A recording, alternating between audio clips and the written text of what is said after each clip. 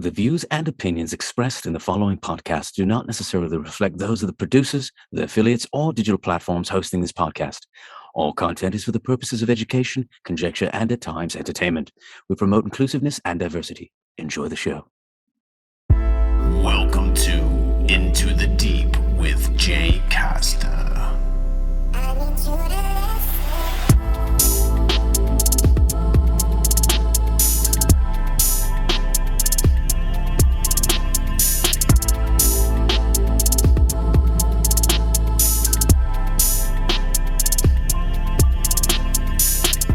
Welcome to Into the Deep. I'm Jay Costa.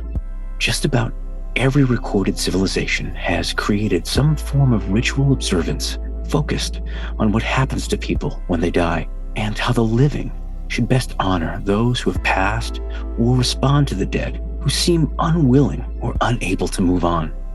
What happens after we die? Well, today's guests, one of which is a returning guest from episode 4, is coming back with his wife for episode 44. We didn't plan it.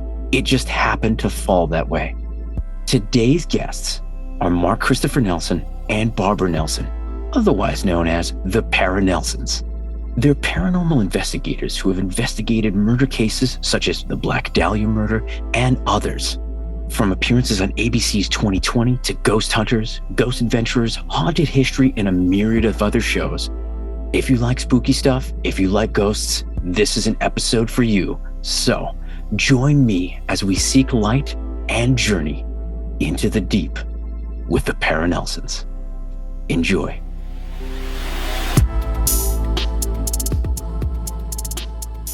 Welcome back. I am so excited. How you been? Jay, it's good to see you again. Good to see you. We had fun last time, and I brought company this time. My lovely and talented Barbara. Hello. Hi, Barbara. Hi. Nice to meet you. Great to meet you as well. I've heard so much about you, actually. So this is awesome. Uh-oh. Yeah. Well, I mean, all good stuff. I mean, you know. Yes. Jay, don't get me in trouble, Jay. I'll check the Venmo. I'm going to check my Venmo right now. Yeah. Don't get me in trouble, mister. And you're going to probably meet our puppy here occasionally, too. He's a little hard to control. It's Rusty? Rusty. Aw. Rusty the Ruffian. He thinks everything is a game. He's an Airedale Terrier. Oh. And so precious. he's a big, crazy boy. He'll calm down once he realizes that it isn't all about him. Well, I'm excited to have you back. Thank you for coming back on. And Barbara, thank you for joining Mark on this episode. Oh, yeah, of course. Well, we've had some great experiences together. I mean, I started out as a psychic medium, and then we were, as a couple, invited to do some paranormal investigating. And that led to Barbara and I having some pretty cool experiences. Yeah, and we've been compared to Ed and Lorraine Warren. Yep. Except flip. Yes. I do the technology, and Mark is the psychic. Okay. So. And just so we know, we're not endorsed by Ed and Lorraine's family. No. But several people that we've worked with, they go, "Oh wow, you guys are like the modern day Ed and Lorraine," which we take as a high compliment. We take that as a compliment. They did some groundbreaking work in the paranormal investigative field. We have, like I say, nothing but respect for them, and we're not making any money on this little appearance. No. We're just referencing the fact that they were trailblazers for so many people in this field. That's and so awesome. We're aware of them, and we just found some. I actually came up with, I started looking into them when people brought it up about us, and so I found out that what is it? Very basic math. The Warrens are 6 letters, Nelsons are 6 letters, but like things like Ed was an artist, Barbara's an artist. Ed and I have our birthdays are one day apart, not the same year. I'd be much older, but very similar to that. They have one daughter. We have one daughter. Wow. Barb and I have been married 37 years. 37. Yeah. Hard to imagine. It just seemed like there was this cute girl in class. Kids. We were just kids. They met as teens, we met as teens, and it's just been kind of wild. So, and let's see. So along the way, we've been called in to invest. We started out. I was doing platform reading, and people saw me, and then they said, "Can you come and do this?" And then Barbara said, "I want to go." And all of a sudden, we realized that Barbara is sensitive too. Oh yeah, no, I've had it in my family. My grandmother was very psychic. My grandfather, my other sister is also sensitive. I mean, it's been in our family. We're all very intuitive, or have believed in the paranormal. And my mom knew what Mark did, and she had no problem with it. Yeah, because it's kind of a thing. Like, how do you tell the in-laws? Yeah, I have a day job, but I also talk to dead people. Is that a problem? Is that a deal breaker? And Barbara was, I still remember telling you the first time. I think I'm talking to people on the other side, and you handled it really well. Well, we actually, there's this one Hollywood psychic, Kenny Kingston, and he was Marilyn Monroe's personal psychic. And we were introduced to him through my sister, who would go to his gatherings down in Hollywood. And he would give these wonderful group readings. He'd have other psychics there, and you'd sign up for whatever psychic was available and give group readings. And it was like a spiritualist. He grabbed our ring. He grabbed the ring. Yeah, so he was coming down the aisle, and he said, "Okay, everybody hold up a piece of jewelry," because he also did psychometry. He actually introduced Mark to psychometry. And so Mark held up his wedding ring, and you tell him what he said. Well, it's like you two have been together before. You're going to be traveling many lives. Yeah. And then just the idea that, it's kind of tough to keep going. I feel really blessed. We both do that. We've managed to be together this long. And so far as I know, I think we're still going to be together tomorrow unless I really screw up tonight. So don't screw up. Don't screw up. See? It's a very practical, one day at a time, mister. But we held the ring. But what was cool is that we ended up, I started to do work with Barbara, and through some of our investigating, we ended up doing a seance with Kenny. It was his last seance that he ever did. Yeah. We were at the Hollywood Roosevelt. Which is kind of in a very haunted room. It's not one of the main part of the Hollywood Roosevelt. If you go there, there's a main hotel that has all the, rooms, but then there's these cabana rooms that are off the pool. So one of those cabana rooms was very, very haunted. Yeah. And the women especially were creeped out by that room, because there was a murder, probably several murders in that room.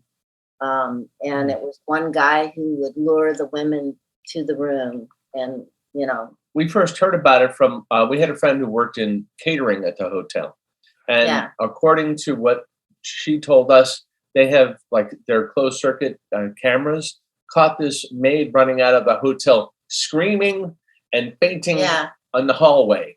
Yeah, so, she fainted in the hallway because she saw someone with like blood all over them, like someone in spirit covered with blood, not looking good, looking very scary. And they couldn't rent the room. Nobody wanted to stay in the room. And if they did, they would go running out. They had trouble keeping people in the room overnight.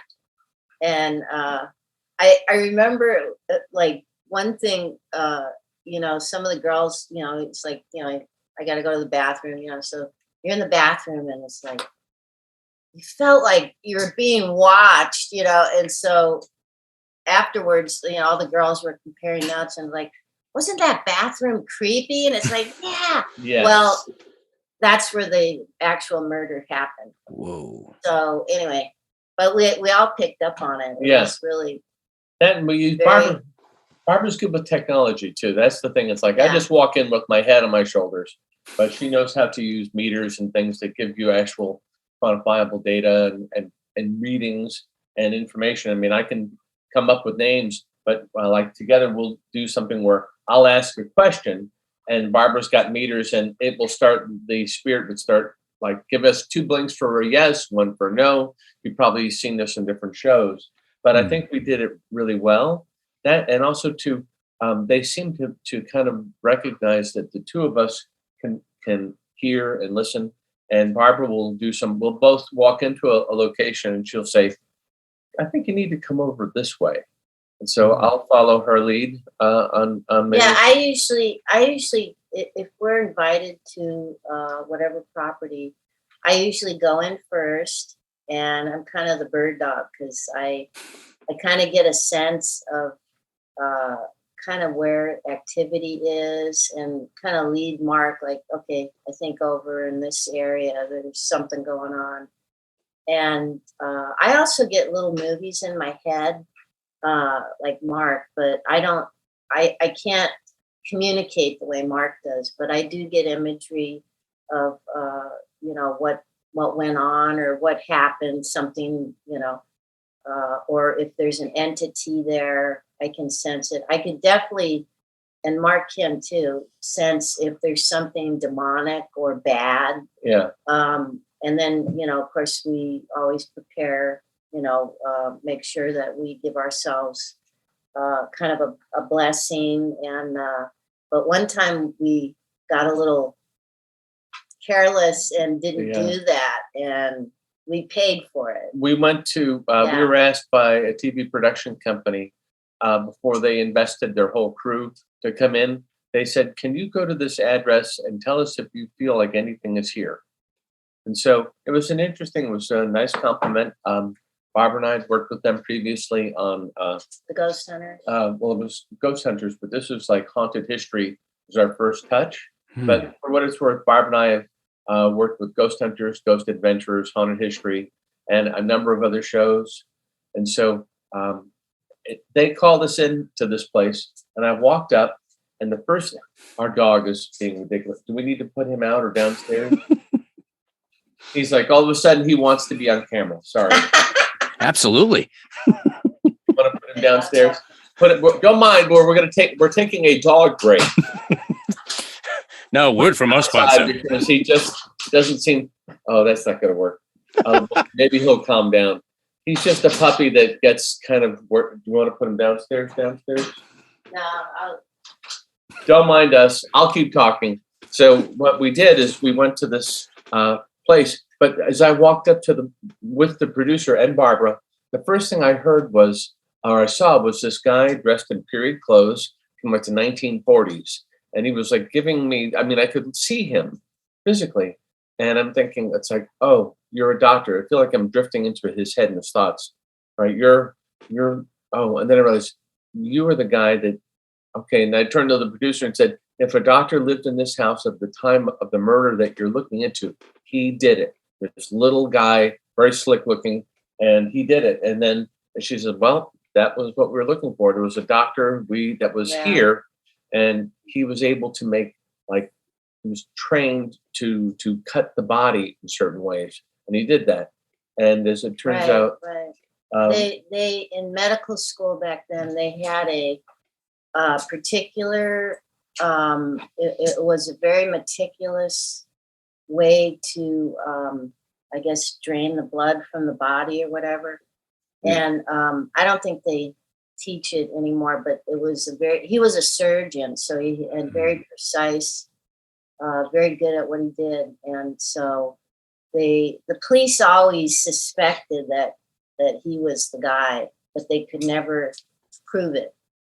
But even his own son, who we also met, thought he wrote a book called The Black Dahlia Avenger. And his son actually was a detective for the LAPD for about 35 years. He had like a 95% crime. He solved an awful lot of crimes. Yeah, he solved a lot of cases. And we spoke to him, and he said, "Oh yeah, my dad, he did it. He was the Black Dahlia murderer."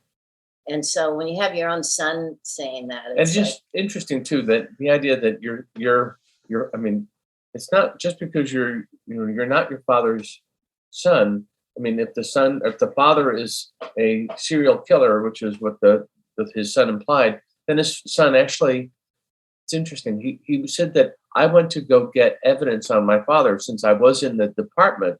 I could go into the records, and he said he found a box that was supposed to hold all the evidence against his father, and he went to that box, and it was empty. This is like decades old. Somebody had been paid to empty it out. So. And it's almost like something out of like a film noir movie where this guy had friends. The doctor was like head of women's health services in Los Angeles back in like the 40s, late 40s. And part of what he did is he worked with, prostitutes or poor women that had social disease, that were pregnant out of wedlock. And that also too, it turned out that this guy, again, according to his son, was able to help, with abortions. Back when it was illegal, we'll set up an abortion because you impregnated this young woman, and your wife won't be happy about it, and she's going to talk and want money, and it all gets pretty ugly, especially when you're a bigwig in Los Angeles. So to have all of this kind of occur was really interesting, and so. But we just went in there not knowing how serious it was, and this doctor actually ended up following us home. In spirit. Literally, yeah. His energy actually bombed onto us and followed us home. The reason why we know, we're not giving you a chance to say anything, Jay, forgive us, but it's like no, this is great. One thing that occurred is that like if Barbara and I got home, and then we both got into like the worst screaming fight, and Barbara and I don't fight like that. If we would not have lasted this long if that was how we normally fought. We would have been a murder case all unto ourselves. Barbara would have clubbed me with something in the head. I probably had it coming. Who knows? But seriously, but it was really unusual. And Mark, I just looked at him and I said, "Mark, you look like you're possessed." And it was just kind of interesting that I realized it's like this is not how we normally behave. This is not how we normally handle this. And then it's like, where did we literally just walk away from? A building, a home, a place where we believe a serial killer cut and dismantled many women. And another thing was, we've been to some pretty gruesome places, but this was the only house. I told Mark, because we actually went back twice, and I said, I just can't go back there. This is the only house that I did not want to go back a second time. I was that worried about it. And, but I did. And the second time was, he was on to us. And he knew we knew he was there. And he said a couple of things about you. Oh, well, he's, get out of here, you pipsqueak. And it's like, I was taking out the trash. It's like, what a terrible way to. And he mentioned his IQ. Oh, he said, he was insulting me. What was interesting, though, is we got this thing where it's like, I heard that there was was it the Count? Yes, the Count. He said, someone here was like purporting, he's saying, I'm a Count, like a European royalty. And it turns out that this one doctor who lived there did, in fact, have a friend. The Baron. That was it, the Baron. And so Mark kept picking up on, I see someone named the Baron. And so the Baron was a friend of his that he used to hang out with and have all these parties. And they'd invite, the chief of police and the mayor and celebrities at the time. And so he was the one that would help him do a lot of the murders. So there's always been fixers. I'm sure that with all of the interesting guests that you get coming through here, you hear all kinds of people coming from different places. But that was like a little bit about who we are. And ironically, the guy who owned the house, owned the property, he bought the property as an investment property. He did not live in it. Because I remember we asked him, we're like, you live in this house? And he goes, oh no. He goes, I live somewhere else. I would never live in this house. Yeah. And it's like, oh, I agree. I wouldn't either. That was just real in a nutshell. It's called the Jaws House, and it's on Franklin in like east side of Hollywood. And what was weird is that when you walk into the house and you're inside, it becomes almost soundproof. So it's like, I don't know about you, Jay, but my house isn't terribly soundproof, especially when you consider that this was on a busy street. Oh, and then we walked into the basement. They had what looked like an altar set up in the basement. And there was like, why would you build something? It almost looked like there was a ceremonial platform, but all of the religious iconography had been removed. So And he built, there was a kind of a safe room he built. He actually had it built, and it was in the living room behind the bookcase or something. Yeah. And it was just all a concrete room, and everybody's like, what is this for? You know, it's like, why did he build this? You know? Right. But anyway, it was an interesting house, very creepy. The spirit, the energy is still there. We both heard Elizabeth Short's voice. Very, she was very kind of timid, but very direct. And I think she really wanted us to tell her story of what happened, you know. And, you know, we heard it. We heard the whole thing, you know. So that was an interesting investigation. Wow. Now, was this the house that the doctor owned?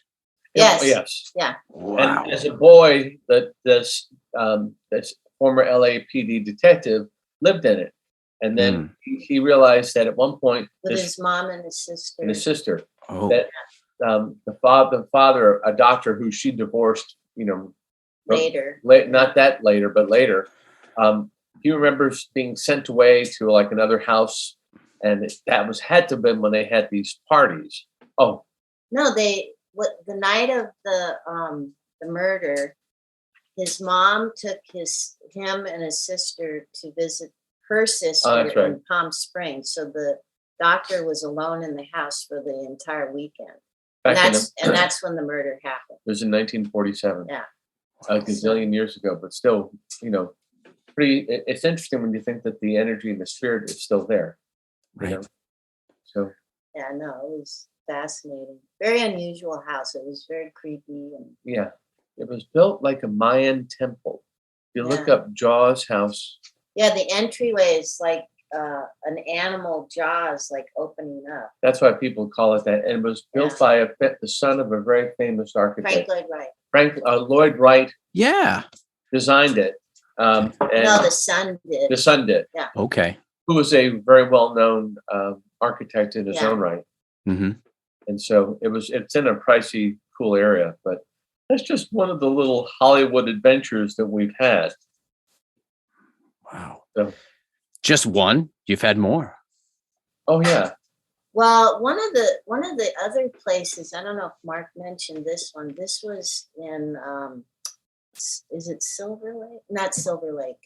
It's by the Greek Theater. Which one is it? The dentist? The dentist house. And it was a murder case back in the late 50s, early 60s. Like 1961. Yeah. Like if people ever go out and visit Los Angeles, they go to the Hollywood Bowl, but there's the Greek Theater, which is also an outdoor theater. But the homes around it are, you know, multi-million-dollar homes. With like a view, here's the view of downtown LA, right there. Yeah. Boom. Wow. Yeah. And this particular house was kind of up on a hill, and it had a beautiful view of downtown Los Angeles on a clear day. But and it's ironic because the house right above this house was also built by Frank Lloyd Wright's son. Yeah, he was busy in that area. That's kind of a bizarre, But the way the story goes is this dentist came home. It was Christmas. They had the tree up. They had the decorations, the packages under the tree. And he just came home one night and bludgeoned the wife to death. And then was going to go after the kids. He beat his teenage daughter unconscious. But she woke up. She ran out of the house to the neighbors. And then the son, I forget what he did, but he didn't get hit. No, they had 2 other children that the doctor couldn't get to. Right. Oh. But then he killed himself. He ended up killing himself too. And here's an adventure in TV production. We were told by our producer, oh, yes, we have access to this house. Oh, really? Okay. Then how come you want us to go in the window? Oh, because we want it to look authentic. We want it to look, and then we do a walk around. It was me and Barbara and a team. Because it's totally abandoned. The thing about the house is the family left the house exactly the way it was. They sold it. The person that bought the house just covered up the furniture with cloth. He left the house exactly the way it was in 1960. 61 or 59, something like that. And so there's still, wrapping paper from 1961, Christmas stuff. I mean, just laying there. It's just like right out of a horror movie. And newspaper, and it's exactly the way they left it the night that happened. I mean, there's like there was rat laying on the floor. There was, and Mom was, I really wanted to go in to hear it, and producing, go on in, it'll be fine. And so we opened up a window, and I'm crawling in on top of newspapers that like the earliest, the papers on the top of the stack were from like the 1980s. And it's like covered with dust, and this is 2014. Well, the guy who bought it ended up using it as a storage place. He just would put weird stuff in it. So, and kids would break into it over Halloween and go in the upstairs room. But it was just the strangest, really sad, what happened there. And so we were able to pick up on it's like there is someone here. We got these names. Barbara and I again are very good at tag teaming. But it was just the creepiest darn thing to see, like Toys and Garland from 1950 or 61. I can't remember, 59, 61. Yeah. And the family just walked away, and they all moved. They took the remaining family members. The parents are both deceased. They moved back east. They moved back east and raised the kids. And it really sounds like a setup for a horror movie. Yeah. And it kind of was. And then walking in and seeing, like, I've never been into a house where it was a large, expensive home where they just covered everything with sheets. And then it's just like, I think we got to get out of here. Someone is not telling us the truth. We're not supposed to be here. But it was really sad because we saw the wife had forgiven him. In spirit. She had forgiven him, but he didn't want to go. We were trying to cross him over to go to the light, but he was afraid. And so we saw her holding him, saying she forgave him, but he was still tormented by what he did, and that his spirit is still there. He will not leave. He will not leave. So we try to help. We always go into a situation where something like that. We always try to go in light and try and understand the situation. Of course, he wasn't in his right mind. He was probably depressed at the time. I think there was something about his practice wasn't doing very well. He was losing money. It's still a very expensive, large home. Yeah, and so he was in financial trouble. So it's like the circumstances were, just set up so that he was going to do something like that. So anyway. We've also had experiences with spirits of Marilyn Monroe. Really? We stayed at a hotel where we were invited to come to a hotel where it was undergoing renovation. It's a landmark hotel in the Los Angeles area. And Can we say the name? no, we shouldn't Oh, okay. because we signed a non-disclosure, so we won't. But Fair enough. it's a very well-known location that had been under renovation. I'll just say it's in a canyon. It's in a canyon. It's about 7 or 8 years. Probably it's maybe going on like 9 years ago, something like that. Yeah, something like So that. in any case, during the renovation, they still have all their closed circuit TV and cameras on. And what they noticed is that the guys running their men in black with their headphones and security noticed a little girl playing in the hallway. And they're like, there's not supposed to be any guests in the hotel. Please see what this is about. They sent one of their guys down to see her. And as they did that, he sees the little girl and says, hello. And she just looks up at him and smiles and disappears. And it's like, okay, we're out of our element. This ain't what we do. This is not what we do.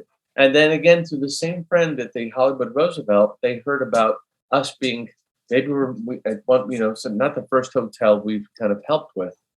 And they asked us to come in. And so they gave us the grand tour. But one of the places we went to, walking with Barbara, it's like the coldest night we've ever had in LA. It was probably, never gets into the 20s in LA, but maybe it was because the of the canyon. Yeah, because it was really, had to be like, what, in the 30s? Like 28, Yeah. 29 degrees, which is very unusual for LA. Unusual, yeah, very unusual. And I see this woman in spirit dressed in like a white summery dress, like white blonde hair, maybe just the fact that she was diffused, the image of her, like moving around and dancing almost in front of this one bungalow.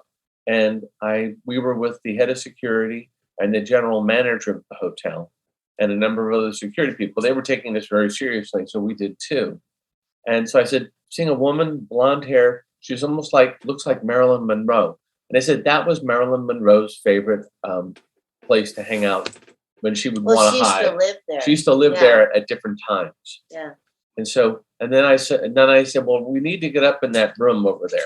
They said, well, okay, we'll let you in. And then I looked again and I saw, right, it looks like she's standing at the top of the stairs shaking her head. I don't think she wants us to go in there. And these guys who are very serious, general manager, head of security, we'll get in. Don't you worry about it. And so they had their digital locks and everything and electronic locks, and they stopped working. They failed. They didn't work. And so what then occurred? And they said that's never happened. That never happens. They had to go out and get the old manual keys and go in the service way. Wow. And so it was really interesting. And so we saw that. We ended up, Barbara did her thing with the meters. The K2 meter. The millimeter. We also did digital recording. Yeah.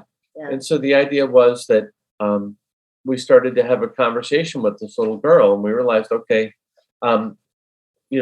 did you, or do you know where your parents are? No. Can you see the white light from where you are? Yes. And we're getting yes, no answers. And then I'm hearing, it's like, you should really listen. I think your parents are in the white light. Can you start to walk towards the white? And we went from, we were having very quick yes, no answers, blink, blink, blink, blink, blink, blink, getting responses. I died here. I'm stuck. I've been here a long time. I don't, anyway, but I've been here a very long time. And then I'm hearing her mother, and then it went from blink, blink, blink, blink, being very kind of a charged environment to everything stopped. And so she crossed over to the light. Wow. And it was really something. Why is he going nuts? Our dog is like all of a sudden can't stop chewing on us. Want me to put him downstairs? Could be the topic of conversation. Yes, he likes ghosts. He likes the ghost story. Wow. That was really interesting because they took us to several areas of the hotel that, we had the run of the hotel. It was really fascinating. A great experience. Now they have it all blocked off. It's like if you're not in the hotel, they have doors that you have to go through. But while we were there, they took us to several other. There was this other room. I remember they said that some couple came running out at 2 a.m. because the wife was screaming when she went in the bathroom. Oh, wow. And she said some guy was looking at her in the mirror. Oof. And turns out it was, there was one producer who would always rent that room I guess so. Like Yeah. in the 30s or 40s, he'd rent the same room and bring up some starlet and, do whatever. And so he was haunting that room. And so if women went in the bathroom, he'd be in the mirror. And, so that was one. There's a couple rooms that were haunted that they took us to. Yeah. But the reason why they brought us in was not just because of this little girl, was because that they had construction crews and the guy, and they're working with, at the time, like tools that you plugged in had cords, and then the cords would get unplugged, and it's like, all right, I didn't unplug that.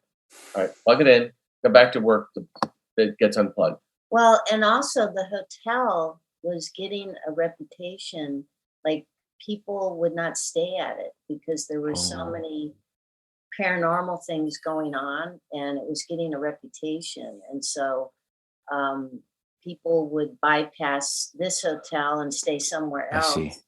And so they were like, okay, we got to get rid of these spirits because it's starting to impact the business. And those electric locks, like the guys would walk out of, like construction crew, walk out, and the door would close behind them and lock.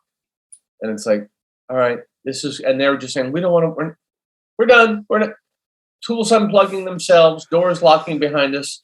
This is not this is not what we do. We don't have a union wage for getting ghost busted or get harassed by spirits. But one good thing came of it. We did help the little girl to cross over and be with her mom and dad. Turns out she was the daughter of the groundskeeper, and at one point they actually had horses on the property, so the guests could ride horses and the canyon and stuff. And so she was on a little horse one time and fell off and actually died. She broke her neck.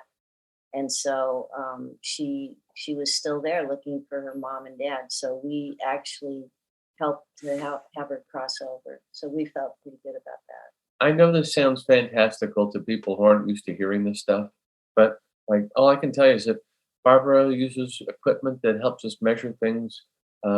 We have, we're just not walking in and, without people who can validate. There are people that validate this, that have lived there, that do research, that their livelihoods depend on finishing the damn hotel renovation, So that put a fine point on it when they realized, we're having trouble getting workers to come back. So it was interesting. And I think we did help. I did too. I think that they, after we had left, they didn't have too many more problems anymore. The hotel is in business. The renovation was complete. Barbara and I also too, we try to think of ourselves as being there not just for the people. Our clients aren't those just in spirit or in the physical. But in spirit. It's in spirit too. We're think there to help them too. If we can. I love that.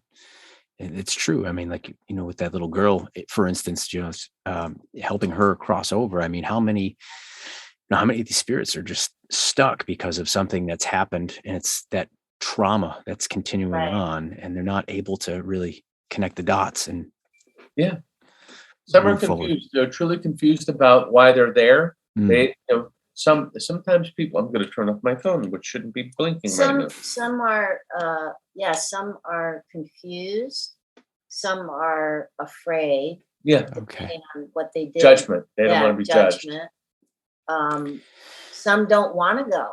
Some they were the king of this that was their castle, and they don't want to leave it, and they're the happiest there, and they don't want to go. So there's many reasons, It's interesting. Have you encountered some of these spirits that maybe have communicated to you that they still think they're alive? They still think that they're just living there? Wow. Well, they don't want to leave, and they're actually a bit confrontational. Gotcha. So that we're dealing with conscious beings. They're reacting to things that we say and do, and so we usually try to, if we're doing like a communication, we'll say, do you know what year it is? Right. This is 2022. And they'll say, no, it's 1951 or it's 1896. Whatever they're comfortable with in order to get them to react. Right.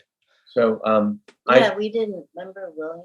oh yeah. There was this house in it's called Clovis, an area called Clovis. It's outside of Fresno, California. And Wolf Manor. Wolf Manor, which the guy who owned it sold it, and then they tore it down. Because he couldn't do anything with it. Because the land was so valuable that I forget what they built on it. But anyway, we did get to go to that house before they tore it down because it had such a interesting history. It had been, a personal home of a family at one point, and then they lost it, and then it became kind of a brothel. It's a big mansion. And then it became like a hospital, and then for people after World War II, it had lots of bedrooms. And then it became kind of a veterans home. Yeah. And so it was many, many different things, but it had a lot of like negative stuff in there. And so what they did was they put Mark and I in the house and basically shut us in the house. We were the only ones in the house. And we went to this one room, which was like, it was a hospital area for these veterans. And Mark actually laid on one of the gurneys. Creepy experience. And then I was out in the hallway measuring the different energy in this hallway. And we were talking to this spirit called William. Remember William? And he didn't want to leave because he and all of his friends were there. Yeah, he goes, I can't leave my buddies. Not leaving. I can't leave my buddies, And it was just I wanted to see, it's like sometimes you can, when you're doing investigations, you can use triggering devices. And so if they were used to seeing or conversing with someone who would have been on a gurney or seen someone come and go on a gurney, there was gurneys there. And I said, all right, well, it's creepy as hell, but I'll give it a whirl. Right. I'm not oblivious to the creepy factor. I get it. Barbara's like, oh, are you sure? Well, I was in the creepy hallway. She was in the creepy by herself. Everybody said somebody got pushed down the stairs and there were like dark figures, Oh, yeah.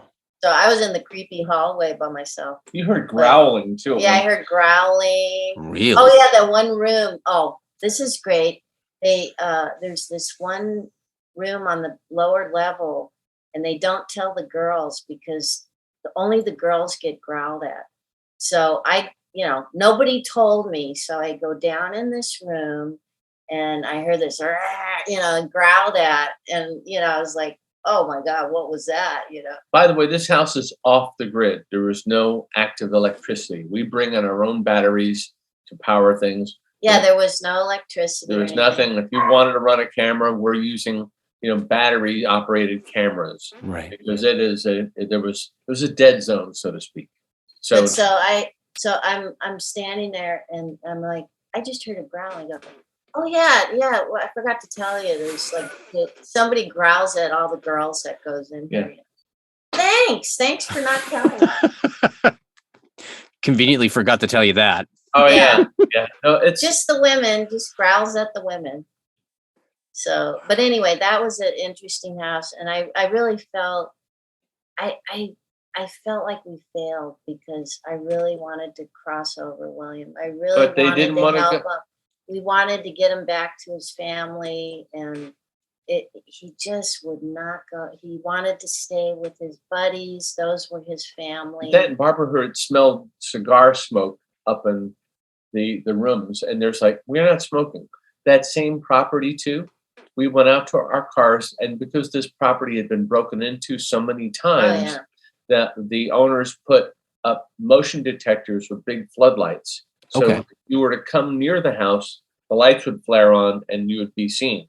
So, but we were with the owner, and so we were waiting. We had one door open to the car, and we were waiting like, 10, 15 feet from like the front of the house.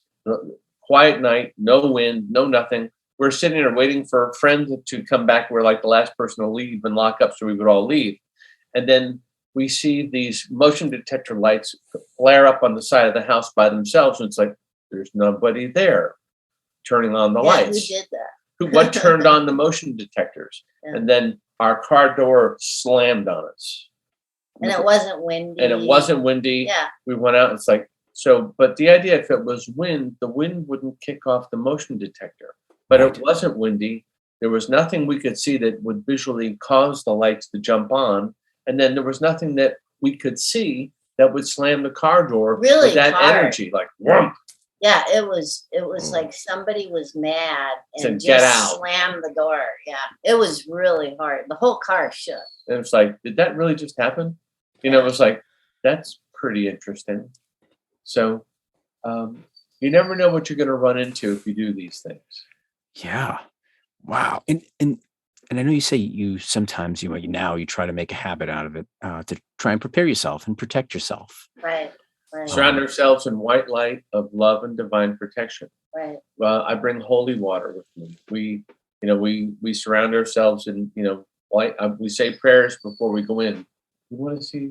Is he doing something? I guess he's. No, he wants to go upstairs. All right. Spoiled child.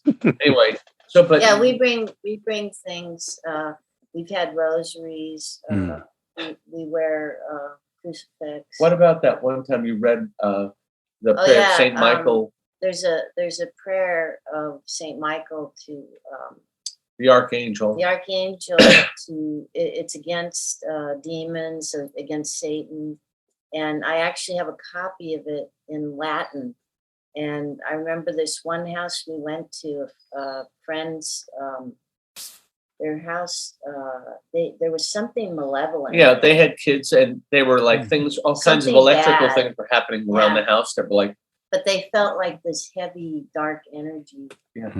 And so I go, let's just try and read this prayer in Latin just to see what would happen. And we did this with lots of monitoring devices on to see if there was anything that had happened energetically. And as soon as Barbara started to read it, it was like we were electrocuted. Everything started like blinking again. Horror movie. Right. It's like, they don't like that. They don't like hearing this prayer of Saint Michael, the archangel, in Latin. It seemed to cause a stir. It really did. That was interesting.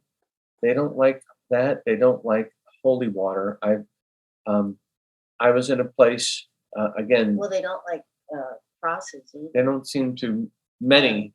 It's we live in an area that's predominantly Judeo-Christian that would understand the symbolism of crosses, or maybe in an area where Buddhism or other religions are more prevalent. But we went into this one place, and all of these meters, and what I mean, we have like 3 different meters measuring different electric energy around us in different ways. Okay. And so I threw holy water out, and all of the lights started like not, like reacting almost like we were annoying them. And so I stopped throwing the holy water, and then the lights went down, and nothing started to happen again. But then they started to come up. I keep a bottle of holy water next to me. And so I just reached for it, and then all the the stopped. Like, okay, you understand what I'm doing. They're observing us. They're interacting with us. Wow.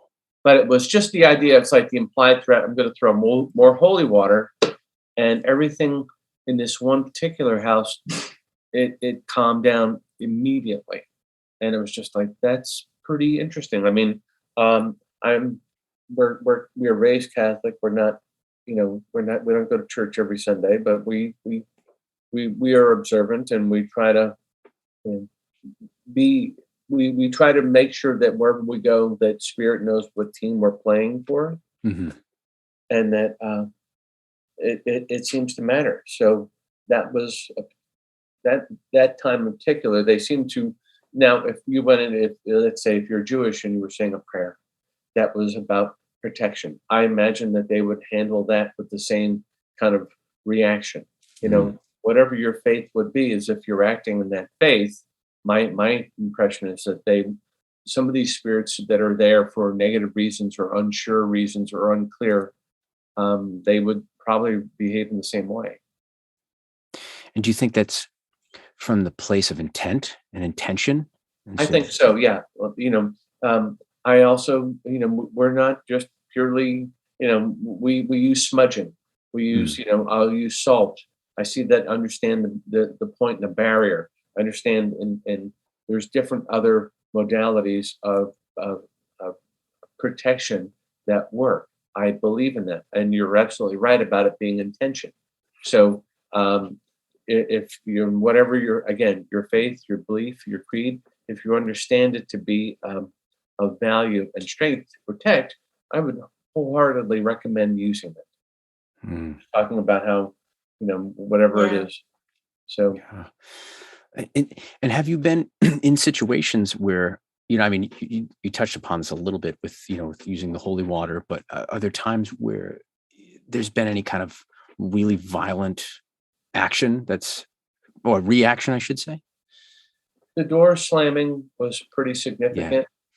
We've seen things move by themselves. We've been on camera and had dark images of things just kind of obscure us. I think I remember that one time at the hospital in Boyle Heights. Yeah. It was this hospital. It's in East LA.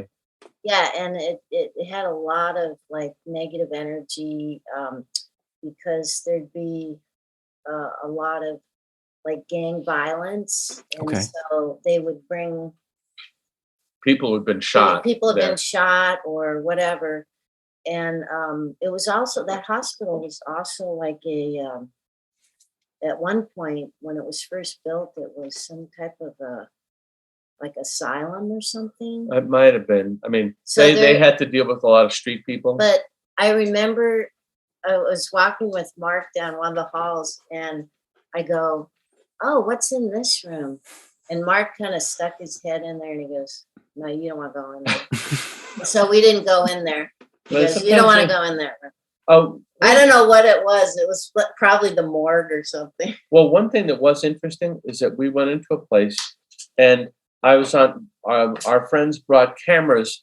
That these cameras take electrical energy and form it into sticks. So if there's a person in spirit, instead of it just being like a big glob of color or vague energy, it forms it into stick figures. So you can see it's been used on a number of TV shows where you can see there's a stick figure walking by you in spirit. And I don't understand the technology. I just know that it's you can see a stick figure, green sticks, and they move.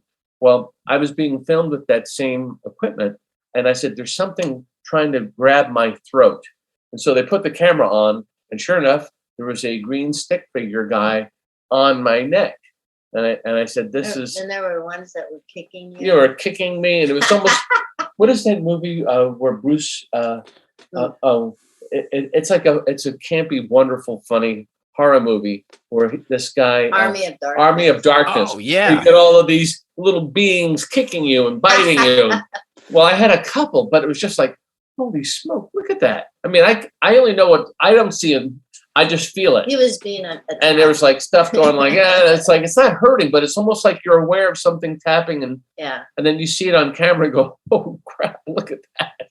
Wow. And so it was really interesting. But in terms of one time I did get a burn on my arm. We went to a house that had been bikers, a biker hangout where murders had taken place. Oh. And they used to hang out with Charlie Manson, who used to be there. Tell me, do you have in your house, do you have a pit in your basement large enough to hold bodies? No. I'm guessing no. You don't seem, Jay, you seem like a very reasonable, thoughtful guy, okay? Yeah, this house had a pit that they would keep a loose rug over. And it's all right, I believe most things that if you see in a house, there's a purpose for it. Sure. What is the purpose for that pit? And so I saw people in spirit and then I felt my arm. I don't know if you've ever gotten a hot ember on your arm, and I had a puffed up red blister on my arm, and it took a long time for this to go away. But it's I got a red burn on my elbow by my forearm in this place, and no one was smoking or flicking. There was a murder in the There was murder. A young woman was murdered. Yeah. I think they overdosed her. Yeah, they overdosed this. Yeah. And it was just, I walked into this place, and the first thing I go, there's cordite people were firing bullets in this small room. And it's a small room. And the owner said, well, actually, when I moved in, I had to fill a bunch of bullet holes in the walls. So it's like, because they would shoot off the gun, They were killing people in the room. Yeah. And she said there was a bullet hole in the window, bullet hole in the walls. And I didn't know it. I'm just kind of like, dark. And I'm not going, let me take a look of your drywall before I say anything. Right. No, I just smelled cordite. Wow. And there's good old Rusty deciding to chew on our other dog. Anyway, so that was an interesting experience. But Barb and I, between things that she has smelled and things that I've experienced, there's a lot out there. I would tell people. We haven't experienced, like one of our favorite movies is The Conjuring, and we haven't experienced anything. There's Hollywood in that one. Yeah. Sure. Yeah. Film. Where, you're thrown across the room or, nothing like that. We've been touched. You feel your hair pulled, little things, you get pushed, like you say, pushed, pulled, nudged. And I do think spirit is able to muster the energy to do that. Right. And frankly, I feel pretty fortunate, other than a door slam and seeing like an object, like it was a sizable, like a plate, like a large plate move across the table by itself, and just, I just saw that. That's pretty. And they'll do things almost like, we're here. I know we're running short of time. One last thing. In that house where the gangbangers were, or the bikers, we went up to the refrigerator, and they saw a working refrigerator, and it kicked out. Like, we try to debunk things. Okay. Sure. That's badly, there's a fuse box over there that has not been well insulated. So it's going to generate a lot of EMF readings. Okay, right. And I went over to the fridge, and like a generator or some motor on it kicked off. And then all of our electrical meters, like what is that one? The EMF meter started to go 1, 2, 3, 4, 5, 6, 7, 8, 9. And it started to climb oddly fast.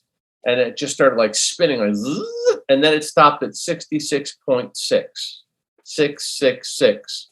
And I'm looking at it going, oh, so that's who's here. Okay. What are the chances of that? 666 stopped, and it's like, hey, this is who it is. Don't mess with us. Wow. And it turns out that there was a motorcycle gang, didn't know, that would patched over to the Hells Angels, but they were called Satan's Disciples. So Satan's disciples were most likely in this house, 666 on the meter, and then it kept spinning up one, zip, and then it came dropping again. And so that's not something that you can manipulate very easily. But if you're in spirit and you have the appropriate energy, and you want to give someone the willies like they were trying to give me, but 66.6, and it just froze there. It just, all right, you've shown your hand. I got it. I feel pretty safe around Mark because he can hear them, and that throws them off, because I think when they feel they're empowered, that you don't know they're there or whatever, but we're on to them, and I just feel very safe when Mark is there. And I feel safe with her because she knows. I don't back down, and she keeps an eye on me too. We both watch each other's backs, and I think that's what makes us effective as a couple and as a paranormal investigator. I love that. Especially with like that collaborative, effort. Right. Obviously, the dynamic works. Definitely. Our energy is something. It's a bond that it keeps us safe. Yeah, I think it does. It does. So. And do you plan on doing more together? I mean, do you yeah. Okay. Yeah. We get called. We're working with a TV production company that will hopefully bear fruit. But even that, like, we're talking about a show possibly. Yeah, and we hope that. But even still, like for fun, we'll go. Like this weekend, we're going to Jekyll Island, Georgia. We're well known for hauntings, and so we do that. Yeah. And then we're going to Savannah. this is hard. What do you do when you're on vacation? Let's go find a few ghosts, and we'll have a little fun. We'll see what else has happened. We'll bring some equipment. We'll see who we run into. But just friends call us, and we get calls. And also, of course, I do readings for people. I mean, I get people will call me from around the world. I've had people from Spain this week, from Israel, and so they call from anywhere and everywhere. I do readings that way in case anybody would like to see who's there for them. Right on. And so I know we talked last time about the idea of a book, but not quite there yet. Oh, yeah. Well, we're the same people that we're working with on creative development. Barbara's actually a very good writer. She's worked in the entertainment business. And so I work as a writer, but she's also... We'll collaborate. We'll collaborate because I can't remember everything, and she certainly has a good handle on it. Right. And so we talked about a couple of books. I would say that a couple of books in as a series that would address a number of topics in this kind of a spiritual area and arena. And just a heads up on the show. We'll let you know. It's but can we mention? No. We cannot say that we're contractually obligated to keep a little lid on it. Can't drop a clue, but it'll deal with a lot of the investigating that we've done. Yeah. And new surprise investigations. Yeah, that's what we're hoping for, because also too, what we found is that spirit, you can live in a home and spirits won't bother you because they don't think you're paying attention or that they can't get through to you. Right. But if they think they can, then they will reach out and start to do things. It's almost like you hear someone speaking your language in a foreign country, you'll go and seek them out. If people in spirit notice that Barbara and I are like aware and talking about them, they're conscious beings. It's the one thing I would encourage people to recognize. These are conscious beings. Right. Yeah. They may see you as encroaching on their home, their place, or their time. They may be not fully aware of what time it is. So as in not, or they might or just era. be curious. Or they're curious too. Yeah. Yeah. Like, who are you? What are you doing? What are you doing in my house? It's interesting because from my own personal experience, even just like the past few months, I've had more activity happening around me. And it was after a period of time of really thinking about stuff and feeling stuff that I started experiencing just, something as simple as like, one of those like battery operated, like remote control candles that goes on.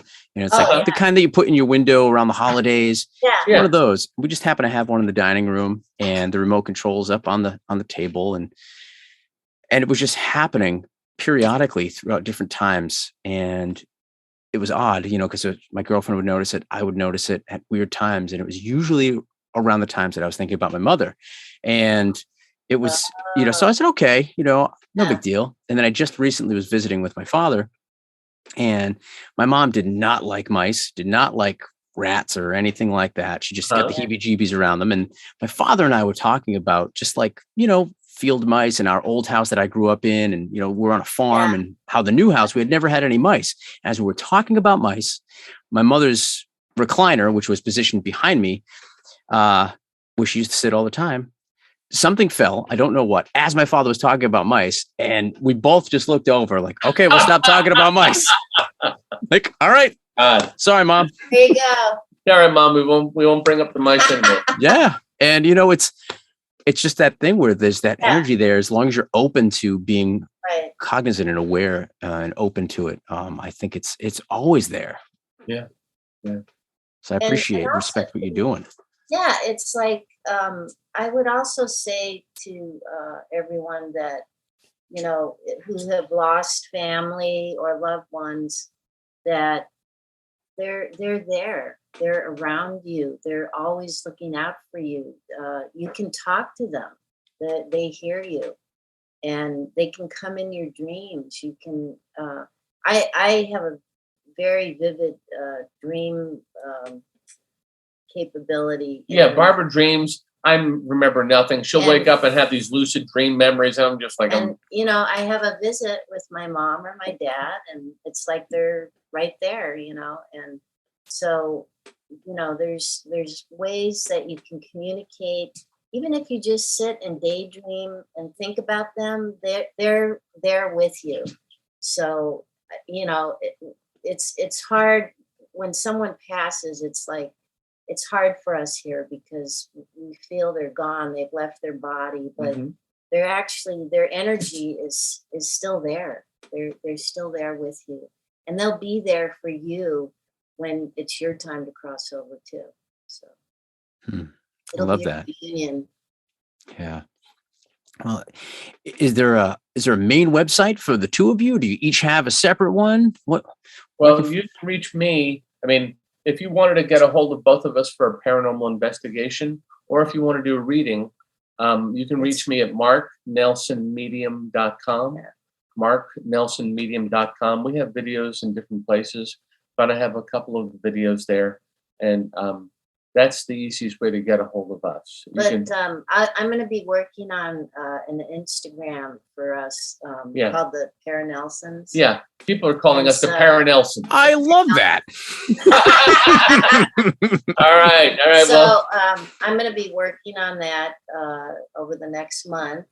And so we'll give you a high sign. Maybe we just need to make that our website, ParaNelsons. The ParaNelsons. And I'll be posting some of our Jekyll Island investigation, little film clips and stuff.